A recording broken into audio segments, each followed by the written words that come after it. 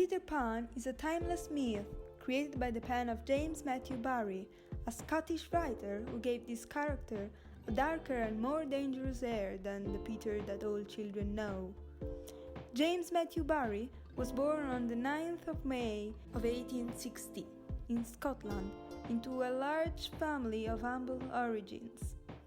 His father, David Barrie, was a weaver, while his mother, Margaret Ogilvy, was the daughter of a bricklayer.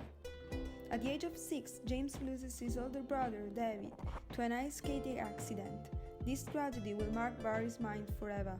The shocked mother of the boys rejects the young James, and this will lead him to assume the identity of his brother, dressing and behaving like him.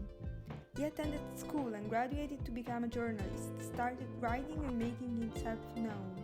Nonetheless, the event that will lead him to the pinnacle of success is the meeting with the 5 children of the Davis family.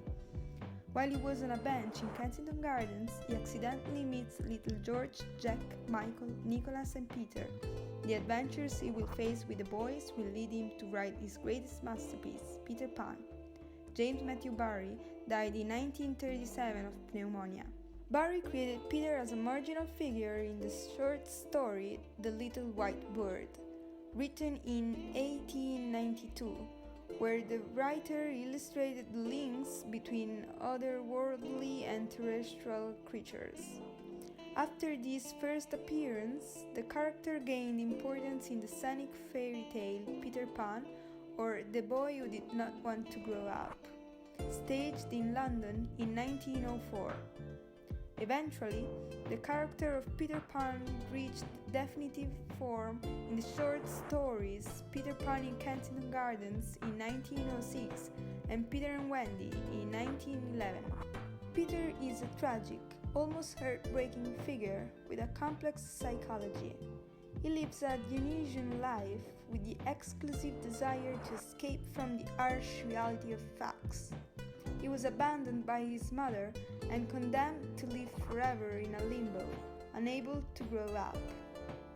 Peter Pan in Arthur Rackham's illustrations of the first appearance in the novel Peter Pan in Kensington Gardens is represented as a naked infant flying supported by forest fairies, wandering in Kensington Gardens and living the night with the creature of the forest.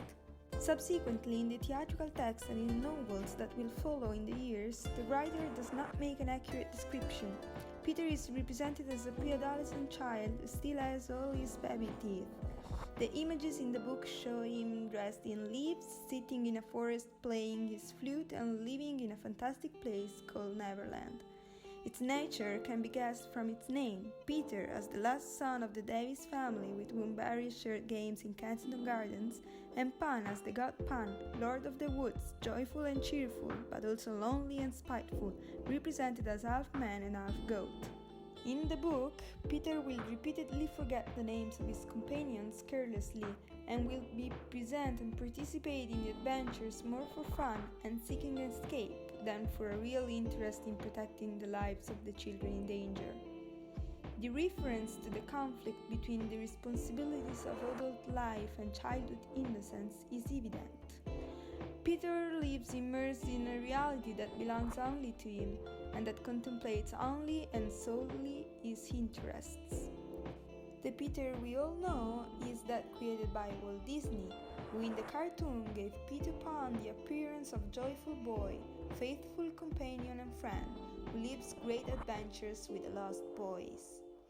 Walt Disney had probably been fascinated by Barrie's theatrical masterpiece, Peter Pan, since his childhood.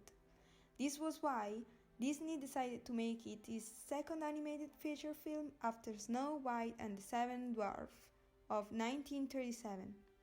However, Barrie had left the rights to his work as an inheritance to the Great Ormond Street Hospital in London, and therefore it took some time for an agreement to be reached with that institution. Having finally obtained the green light, the pre-production was interrupted again after a short time due to the outbreak of the Second World War. When it was finally decided to resume the project, Barrie's work offered a disproportionate number of ideas. In more than 10 years of work, many options were in fact reviewed. There was a draft in which they focused on the origins of Peter Pan, one in which the story was told by the little dog Nana returning from Neverland. There were times when the story took on darker tones, with Captain Hook devoured by the crocodile, and others when Barrie's text was faithfully adhered to. Peter Pan was the last Disney feature film to come out under the RKO Pictures banner in 1953, as Walt later founded his own distribution house, the Buena Vista Distribution. The message that Walt Disney wanted to give us is that the most courageous action we can do as adults is to continue to imagine, to ask ourselves with enthusiasm and curiosity the why of things, to believe in our ideas even when they seem unattainable, because as our dear Peter says, never stop dreaming, only those who dream can fly. In 2003, Paul John Hogan directed a film with the title of Peter Pan on the occasion of the centenary of the debut of Barrie's work on stage. The film is initially presented as the most classic of the Christmas comedies shot for the family and aimed at a child target for its wealth of special effects and that slightly nostalgic aftertaste that accompanies the viewer for the entire viewing of the film. Nevertheless, it would be misleading expecting a re-edition with the fairy tale tones of the Disney animated classic. In fact, even though it can probably be considered the most faithful transposition of the novel, at least in the tones and atmospheres, the director, Hogan, does not fail to take bold licenses by highlighting in his work a new romantic side in the friendship between the two protagonists, Peter and Wendy, at times veiled in a premature adolescent eroticism. I've always been attracted to Peter, a guy who can fly and will never grow up. Ever since I was a child, after learning about Peter's story through Walt Disney, I've always dreamed of being like him and hoped that one evening he would come in through my window to take me to Neverland and live wonderful adventures. When I grew up, I learned that there was another version of the story that I knew as a child. Discovering a new adventure from Peter thrilled me and pushed me to go deeper. However, I would never have imagined finding an almost opposite character to that provided by Disney. Peter Pan embodies both good and evil, two sides of the same coin that are present in human nature and are the basis of the myth. Now that I've gotten to know Peter's darker side, I have to confess that although I continue to prefer the Disney-created version, I feel drawn and intrigued by Barrie's dangerous Peter. The figure of Peter continues to fascinate me, not only because, as I believe most people, I would like to continue to observe the world with the eyes of a child who is always able to be amazed even by the smallest things, but above all because it taught me to have the courage to dream big.